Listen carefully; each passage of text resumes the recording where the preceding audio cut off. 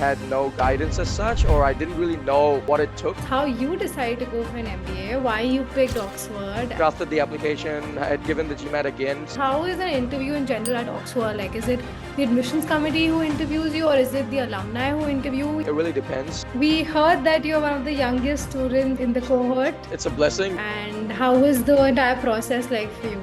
Wow. And so it's just like different people, like from completely different backgrounds. It's an intellectual Disneyland. Again, the projects are phenomenal. Like last term, the clients involved NASA, Google.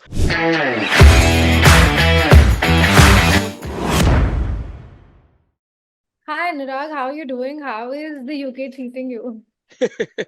That's great. I mean, we've got the UK weather, it's Yeah. like sunshine one half an hour, and then after that it's just all grey for the week. But no, it's been great. Have had a bit of freshers flu, which is why my voice is down a bit. But no, having fun. It's been quite intense and exhausting at times, meeting so many people and just kind of taking it all in. But no, it's good. It's great. All right. So, hi, Anurag, how are you doing? Going good, going good. How about yourself? So, if you could just give us an overview of, which university you're studying at right now, and since when did you join the university, and how's the experience been till now?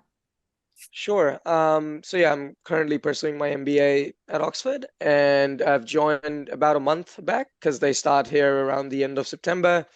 And yeah, it's been great. It's a 1 year course, and everyone's told me that it's going to be intense, but you never quite realize the intensity until you actually start. And so, but it's been great so far. Yeah, I'm happy to kind of answer any questions that you may have specifically.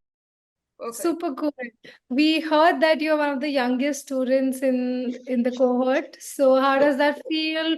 Are you intimidated or do you feel confident? How does that feel?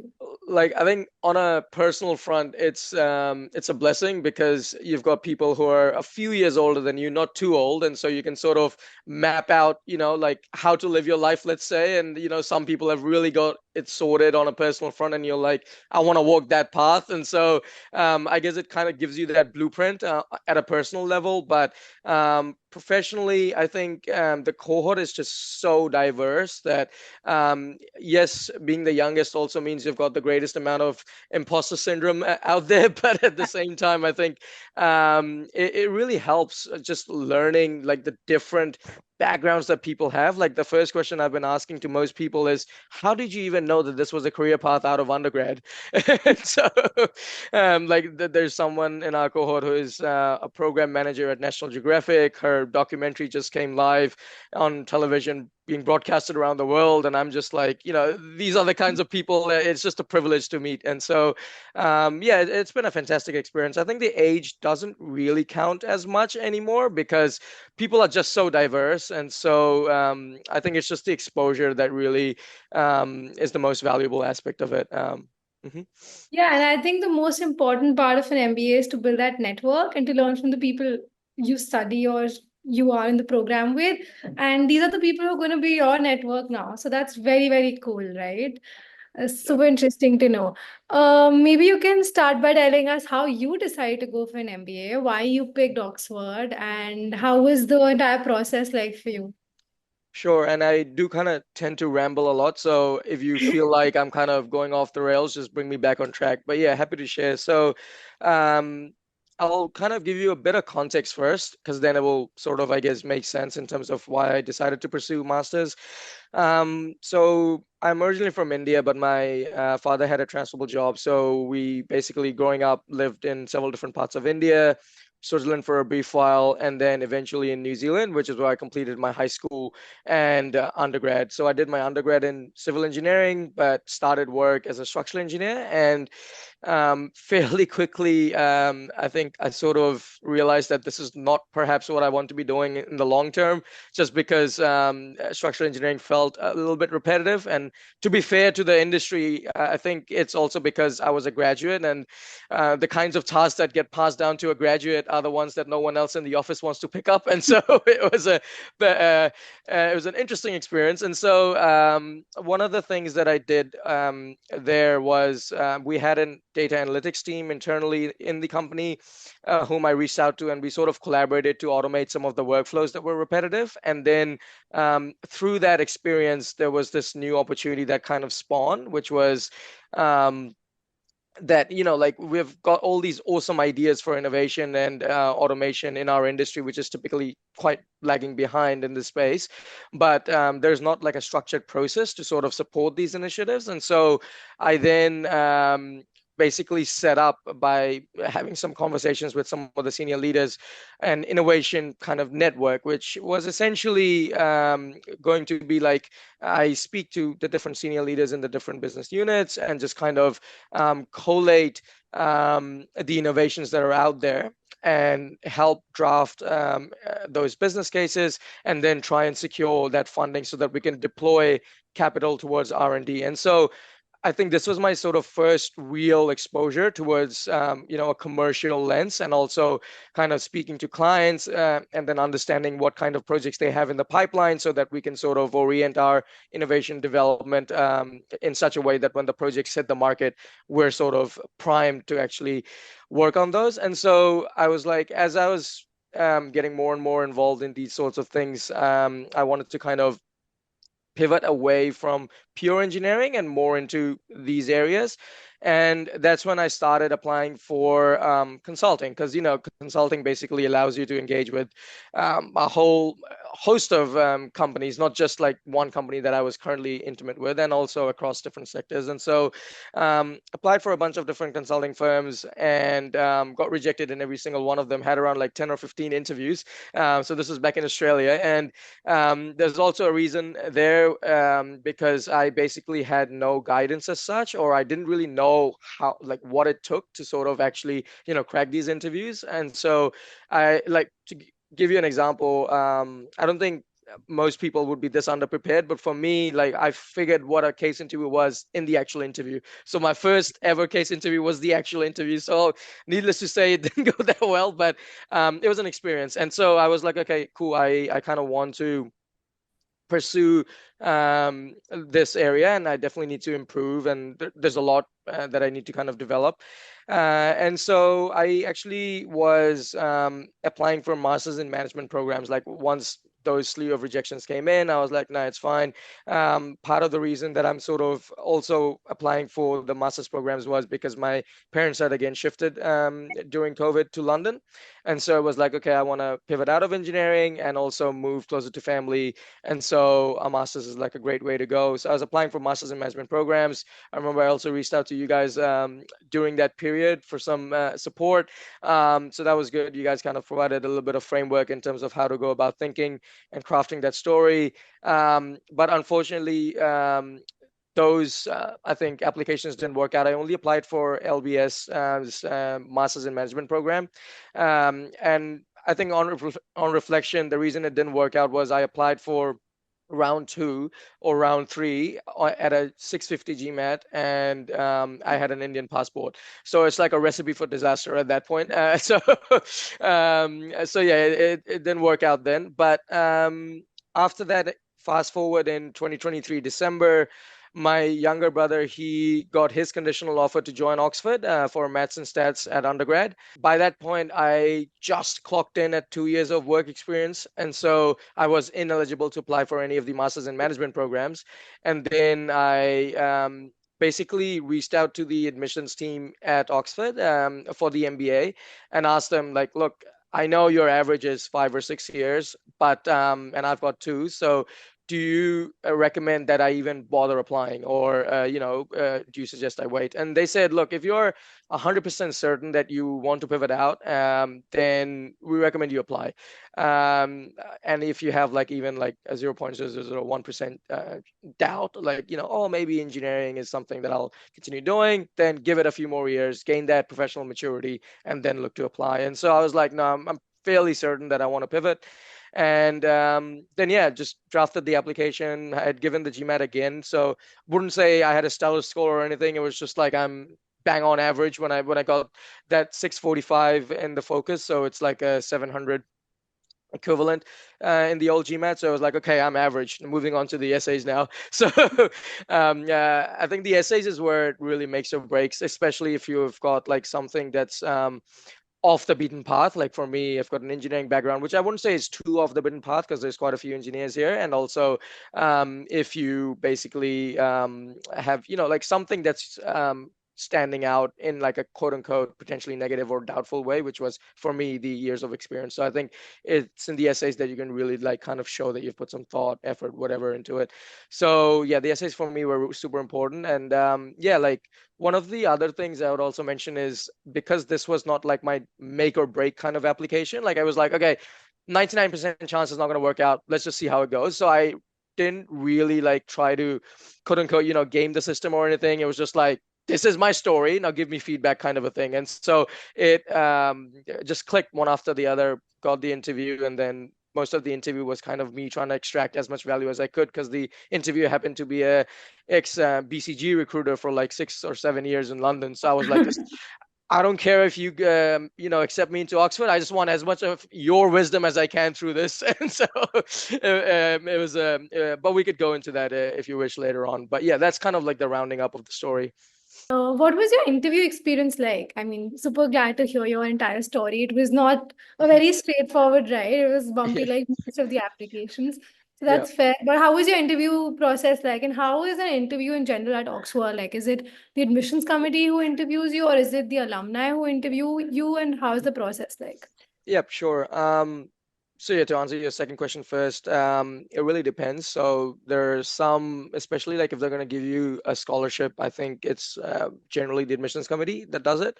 But again, I'm not 100% sure. This is just my understanding. But there's also sometimes alumni, and for me, it was basically someone from the careers team. So yeah, it could be like broad strokes, I suppose. But what they generally try to do, what she told me was, because at the start when my interview, she introduced herself. She basically said, "Look, they passed me your CV because you said you want to transition into consulting, and what better person than someone who's been a recruiter in London for BCG?" And so I think that's how it generally works. It's not so much like who interviews you in terms of whether they're an admissions committee or not, but it's more so about what you wrote in your essays in terms of your future or post MBA interests. And then they try and find someone who actually knows about that space and then can actually really, stress test your sort of, I guess, assumptions, and then also see whether you've got a robust plan in place.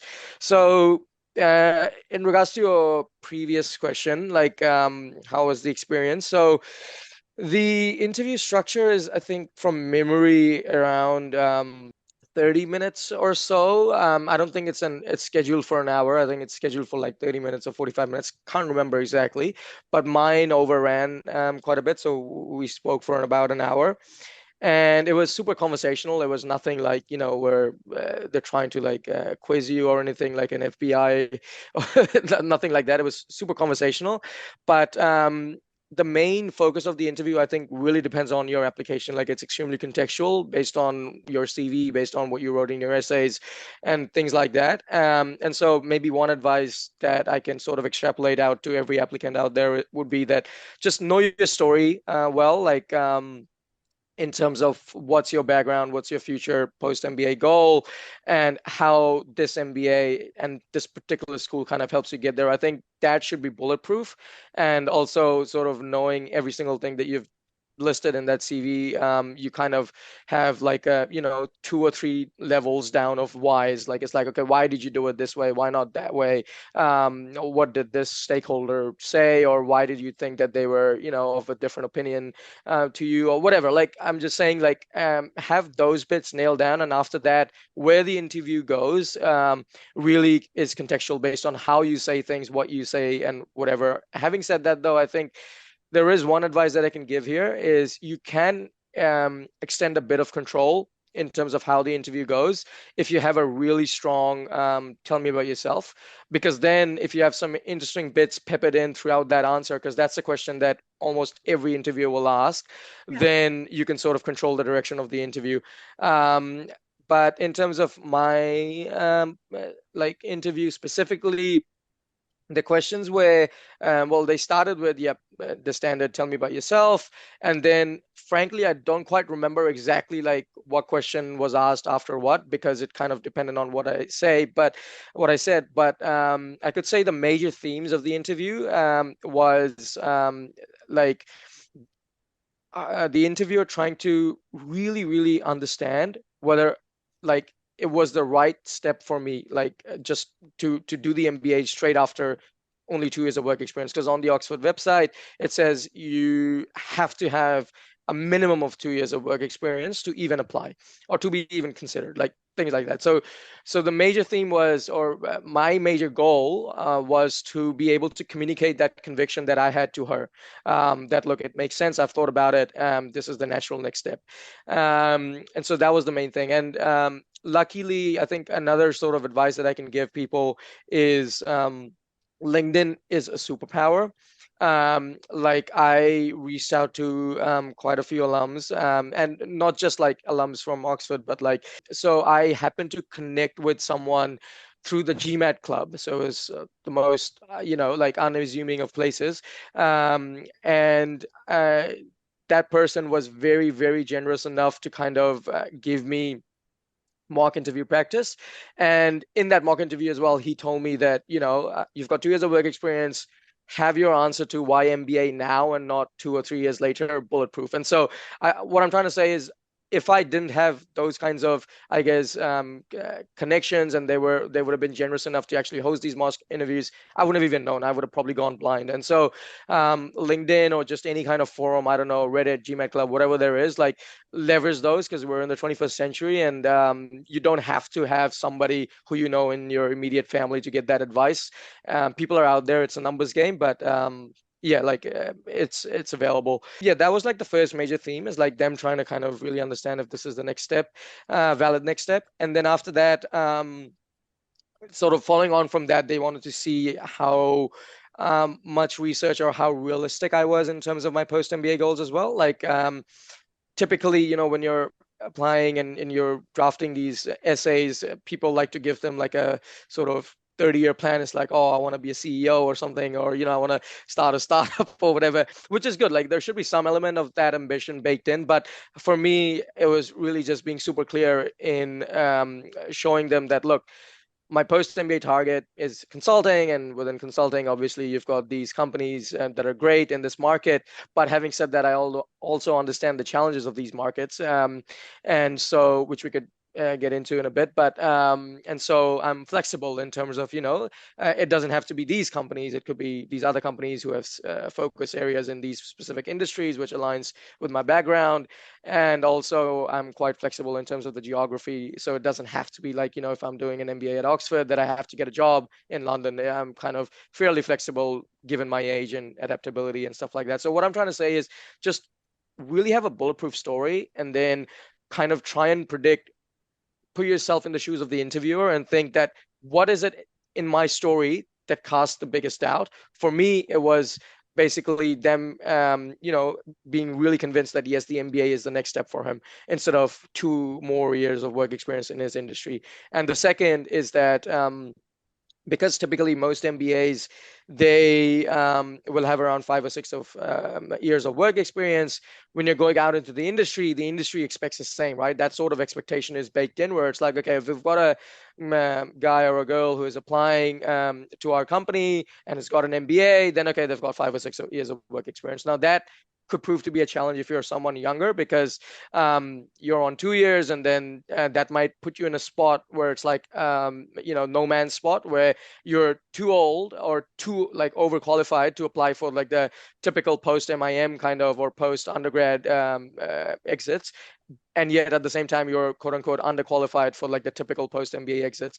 And so really showing that you've done that research, you have maybe reached out to people in those companies that you're saying that you ideally want to work with, and then kind of figuring out what kinds of programs they have that will be aligned to your unique context. I think that would really help. Like it's just about research, and LinkedIn genuinely helped me a lot, because again, the filter tool on LinkedIn is like the eighth wonder of the world, where you just kind of look at the company that you want to target, and then you just look at, if there's any kind of people that align with your kind of background. And for me, it was like civil engineers or anybody from New Zealand originally or whatever, those kinds of tools, and just finding some kind of connection. Like even if there is only one thing out of 20 attributes that match with your profile, just send them a request, personalize it, and then see what happens. It's through conversations that I think most of the learning happened anyway, in terms of, how to prepare and make the application bulletproof. But yeah, sorry, my responses are mostly concerned around those applicants who might be younger, and there was not that much Yeah. information available, which is why I'm like targeting towards that kind of an audience potentially. Fair enough, Like fair enough. even for someone way older, I think it's the storyline that really matters the most, right? Because you need to Mm, have the math profile adding up. So no matter what mm, age round you are in, but yeah, till the time you have the math profile adding up and you're very sure about, why you deserve to be here and what you're gonna do in the future, it's all good. yeah, yeah. So yeah, I mean, I think it's applicable to people from, Hmm. any age group per se. But with Hmm. respect to, utilizing LinkedIn as a resource to just tap into the right connections, Hmm. what are the unique opportunities that you have at Oxford also to just, navigate through the entire bit? And what are the things that, you genuinely are impressed by that, okay, you have this as well as a resource? Yeah, like now that I'm in the MBA, you mean? Like, Oh, Yeah. okay, yeah, sure. Yeah, so like once you get in, then I think like the value of LinkedIn, that I was extolling as much is kind of reduced, just because you've been thrust into this environment where there's just so much exposure. I think I'll start by saying what makes Oxford unique, or just Oxford and Cambridge unique, as opposed to like some of the other business schools. In terms of the business school experience itself, I think it might be fairly similar, like across the globe. Again, I haven't been to any other business school, but I'm just prognosticating it, like how different could it be.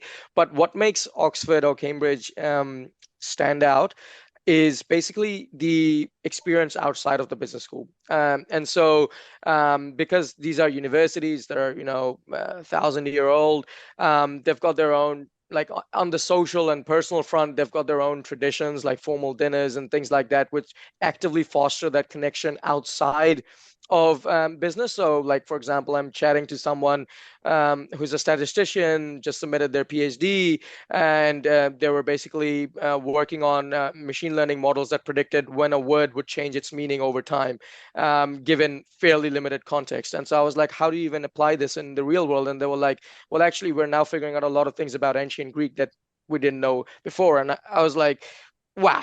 And so it's just like different people, like from completely different backgrounds, and just kind of having those conversations. Like you're sort of thrust into this environment where you're sort of meeting people from completely different backgrounds, completely different walks of life. And it just sort of, I think the way they phrased it was, it's an intellectual Disneyland. So if you're like someone who is intellectually curious, then yeah, this is kind of the place to be. And so that's like on the sort of social or personal front, like the formal dinners and the societies and all of that kind of stuff. That's the wider university offers. But also outside of the business school, like you have these extracurriculars, like for example, for people who are interested in finance or consulting, there's a whole host of clubs and programs that are out there. Like we've got Capitalx. Capitalx offers like structured sort of consulting projects, and it involves both undergrads and master students, and there are some MBAs as well. So again, there's that diversity of background baked into those 5 to 6 student teams that are engaging on a project. And again, the projects are just phenomenal. Like last term, the clients involved NASA, Google, and like I don't know, like just like the who's who basically across the different sectors. And so that's like, again, all of this is the wider university. I haven't even come to like just the business school and what the business school offers. Another thing I think in terms of the wider university is just because of that, I think Oxford brand, like they're able to attract literally the world's most prominent figures across the different fields. For example, for those who are like fans of Formula One, we've got Gunther Steiner coming in next week. And then for those interested in finance and trading and that kind of stuff, like we literally had Sergio Ermotti come in to launch the MBA. Like the first 9 a.m. session was with Sergio Ermotti, the UBS CEO. And then we had Paul Polman, the ex-CEO of Unilever. And then I think 2 weeks from now or sometime in November, Ken Griffin is coming again, Citadel CEO, Peter Orszag, Lazard CEO. And like, it's again, it's not necessarily I'm saying that, a CEO comes, so that makes it great, but I'm just saying like it's across the levels. Like you've got the CEOs, you've got the MDs, you've got the partners just coming in. And at any given point, you're spoiled for choice. It's like you really have to choose which sessions can you attend because there's just so many of them. And that's just like from the finance side. Then outside of finance, like there's Bassem Youssef for those interested in, I don't know, like politics and comedy and, the Israel-Palestine conflict. Like he's a very prominent figure. He's actually coming in, I think, today or tomorrow or something like that. So like there is something or the other happening across sports, media, whatever have you. And so that's like the wider Oxford community. But then coming to the business school specifically, again, there's just a host of opportunities, and I will just speak to the ones that I sort of looked at from my radar. So within the business school, we basically have for finance this one extracurricular called the Finance Lab. So it's about 160-hour co-curricular over 8 weeks, so over just one term. So it's fairly intense. But what it is it is basically applied cases in investment banking and private equity. So John Gilligan, the person who basically runs the program, he himself has been in private equity for like the last 25 years or so. And he's got like excellent network of people at Canary Wharf and all like the big banks and sovereign wealth funds and whatever have you. So every week, Mondays and Tuesdays, Finance Lab runs from 5 to 9 p.m. And from basically 5 to 7, for those 2 hours, we do a case study. We try and analyze a transaction or a deal, whatever have you, across investment banking and PE.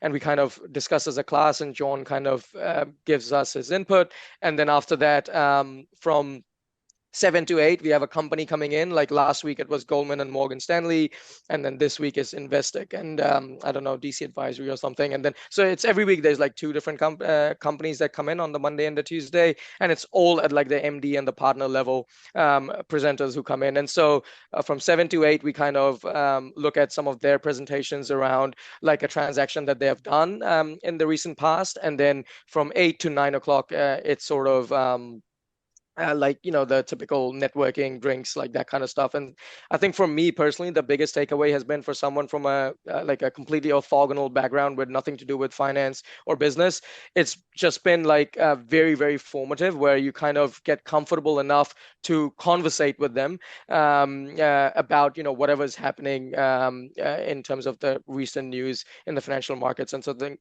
that for me has been the biggest takeaway from the Finance Lab. And then outside of the Finance Lab, there are, again, like Oxford actually differentiates itself, the business school specifically, in the impact space. So like impact investing, impact consulting, like anything to do with impact, so business with impact. And it really takes it very seriously, because earlier I thought, it's something that you just do for branding or marketing or whatever, oh yeah, we got to differentiate ourselves. Let's throw an impact there, sustainability, a buzzword, whatever. I kind of thought that, or at least I was of that impression earlier when I was in the application mode and just kind of researching these different schools and what makes them stand out. But I genuinely see that they actually believe it. Like even though their slogan is impact from within and all of that, you might think that's just a marketing gimmick, but it actually is true, because every single course, like even the core courses that we're doing here, they bake in an element of like, how do you measure the societal impact? How do you kind of look at like what are the environmental considerations, what are the socioeconomic considerations of this particular business decision through whatever case study that we're doing. And so it really kind of puts you in that mindset of like not treating ESG or whatever have you, these things in discrete chunks, but actually embed them in your decision making from the point of view of a business. So that's been like another unique thing. And so under impact, they've got, again, a whole host of opportunities. Like impact, I haven't really researched as much, but some of the opportunities that I know is they've got like a thing called the Impact Lab. So similar to the Finance Lab, they have an Impact Lab, which is, again, fairly similar to what the Finance Lab does, but in the impact investing context and just the impact consulting space. Then for those interested in like venture capital, there is the Oxford Seed Fund, which is basically, I think it's one of the most successful venture funds in Europe, or probably the world. I'm not sure like which is student run, because they've had more than 10 unicorns out of this. And it basically is where you've got a bunch of MBAs. So it's highly competitive. But if you get into the seed fund program, then they have around $2.5 million of not dollars, sorry, £2.5 million of capital to allocate every year. And they select a few companies, and they can sponsor or support those companies up to £100,000.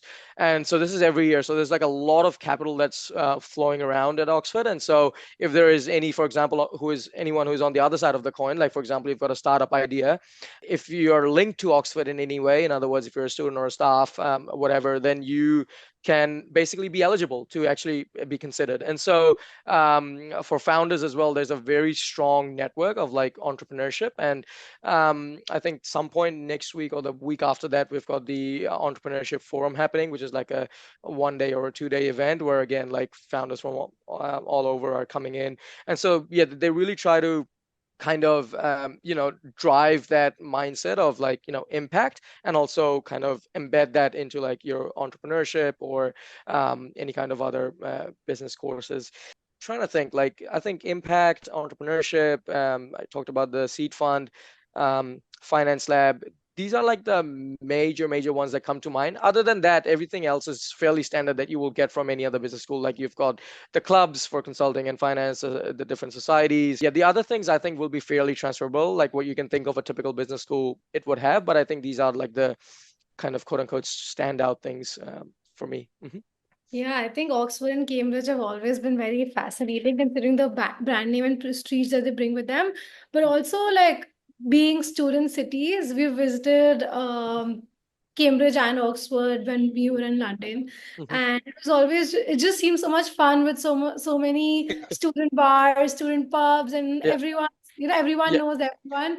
So, yeah, have you had any such experience yet? Like, yeah. how's the party life like, and how Yeah. how is it just to live in a student city? Yeah, one thing I've heard someone say, it was like Oxford's. I haven't been to Cambridge, unfortunately, so I do want to visit one someday. But for Oxford, it's like you've got everything that London's got to offer, but in walking distance. And so, so it's like it's relatively tiny in that sense. But yeah, you're absolutely right. Like the buzz is just insane because yesterday I had my matriculation, and yeah, just like that's when you really realize like just how many students there are. Like everyone's in their sub fusk, and it's like the gown that we have to wear. So that's another thing for maybe Oxbridge, is that there's a lot of tradition. Like 1,000 years is a long time to add one thing after the other in terms of, oh, we should do this too, we should do that too. And so there's a lot of tradition. But yeah, like it's mostly students, I would say, like 80% perhaps, like around the city center. Obviously if you go out, then yeah, it's a normal city. But yeah, you're 100% right. I think it's got a buzz, and that buzz like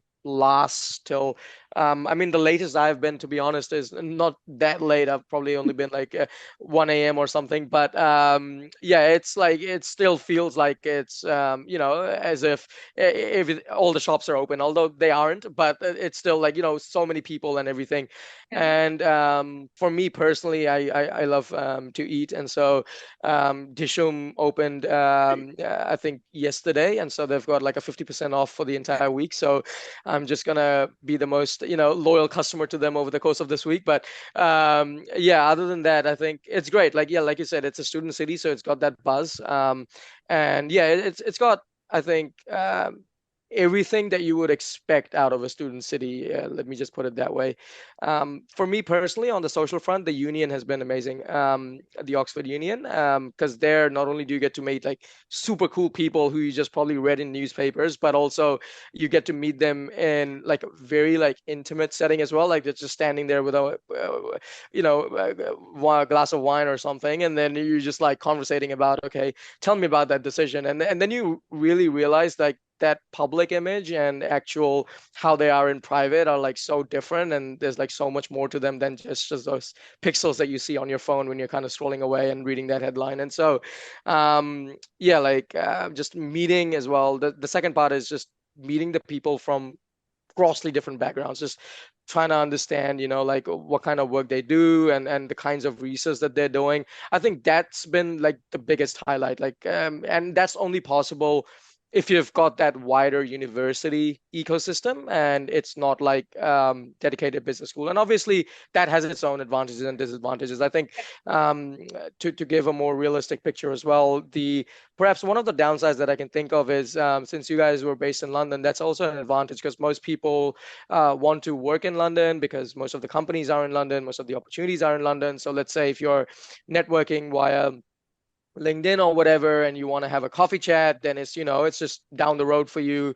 Whereas for Oxford, it's like a whole trip in itself where you have to book a train and it takes an hour to get there. And so I think that those are some of the downsides. But for me personally, like the stuff that I mentioned earlier, I think it's fine.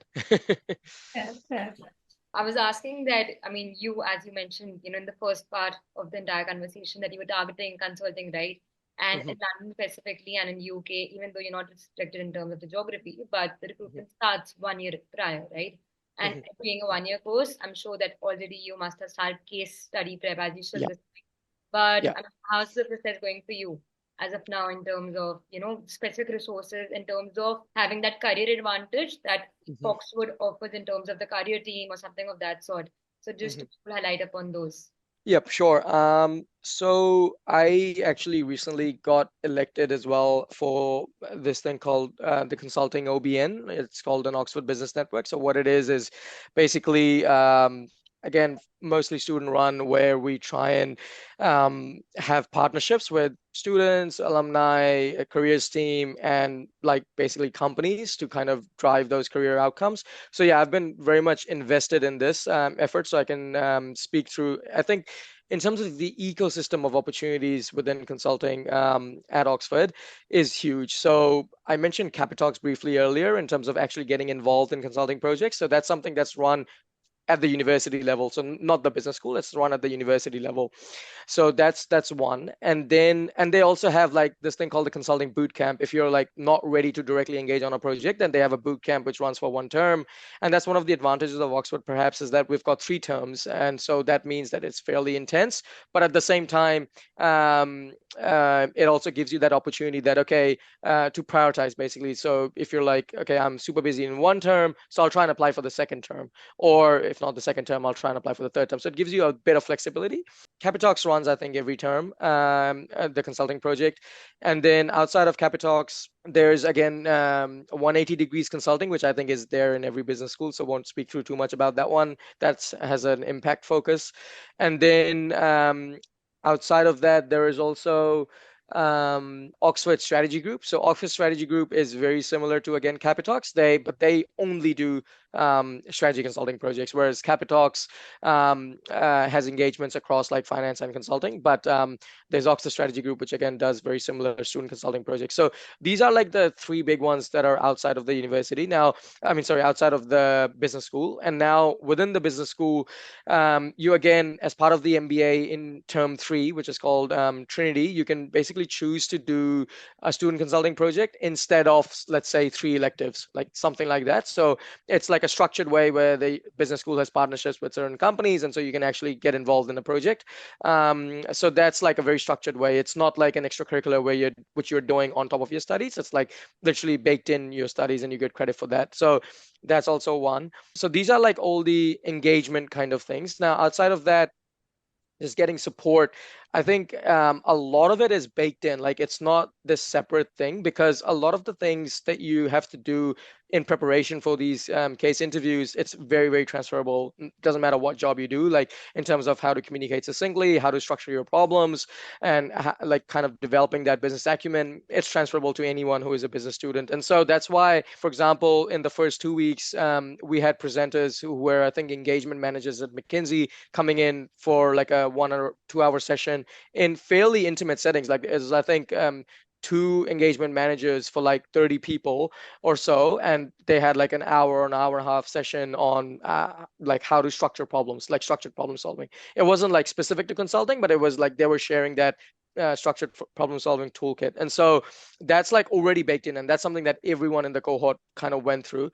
And then outside of that, obviously you have, like our club, like the consulting OBN. We will basically look to kind of bring in guest speakers with like specific experience who could speak through to students. So one of my co-chairs, Martin, he basically again speaks through to that, power of LinkedIn, because in his, I think, applications, he had reached out to this engagement manager at McKinsey in London, and they kind of developed that relationship. And so when he came on at Oxford, we actually brought her as a guest, and again in fairly intimate settings. So like 1:3 students, let's say. She again gave that advice, and she was generous enough to actually stay back for about 2 hours at Oxford, just giving her time and kind of helping people across all sorts of questions like background, whether consulting is the right fit, how to kind of tailor your CV, interviews, whatever have you. And there's another thing that I've noticed about these people at these firms is that they obviously, I'm not saying that everyone's going to do it, because most people are super busy, and so you might not hear back from them. But those that do, by and large, are extremely giving, and especially they're extremely giving when, at least say, people like myself who are students don't have much to give to them in return. And just to give you an example, this person who we brought on to Oxford and who had those 1:3 chats over the course of 2 hours with students, um, I found her super helpful, and so I actually reached out to her separately in an email saying thank you so much, blah blah, but I've been having actually these challenges. And I sent her my CV, and then literally yesterday, which was a Sunday, she gave me like an hour just to kind of walk through my CV and story and everything else. And this is a person, who is an engagement manager and at McKinsey in London. So like super busy person, but just kind of taking that time out. And so I think that opportunity of A, first you get that exposure, and B, you get to kind of hopefully build that relationship because you're in that intimate setting. I think that's unparalleled.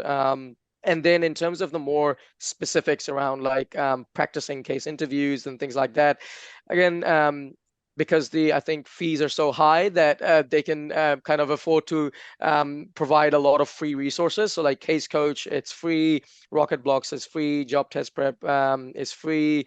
Yeah, like I can't think of anything that's like, a good resource online and that is not kind of already provided. Case Coach has been super helpful. So it kind of has everything. I think I'll let people do that research. I won't really speak through what Case Coach does exactly, but it's super helpful to prepare for consulting. And specifically, it helps you get into mock interviews with real like MBB partners, and that's something the business school already provides you like 4 or 5 for free. So I think individual mock interviews cost like around $200 or something, or $250, I can't remember, but you get like 4 or 5 of those for free. And so that's super super helpful. And also by extension the cohort in general, because we have a lot of MBB students who are coming in to the cohort, and so they're again super super helpful and very candid with their time and feedback. And so that's something that also helps. So yeah, I'm just trying to hit like everything. I hope I hit everything, but yeah, if you have any questions or you felt like I missed anything,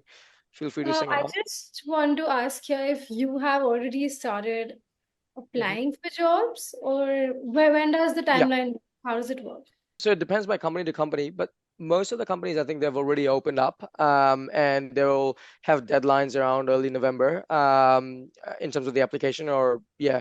And then in terms of interviews, again, I think the MBBs, they have their interviews generally in January, or December period, can't remember, but basically it depends by company, but for me personally, it's just a very different story. So because I've got 2 years of work experience, um, for some companies, not all, am eligible to apply for analyst roles as well. Not consulting, I'm speaking towards the banking side. And banking, they open super early, like they open in I think August or something, or like even before. So I was already applying even before I got here at Oxford. So now in terms of how the market is looking like, it's definitely tough. It's not the easiest, which is why I think my biggest advice would be like to be very flexible in terms of your location, and also by extension probably the roles that you're applying for.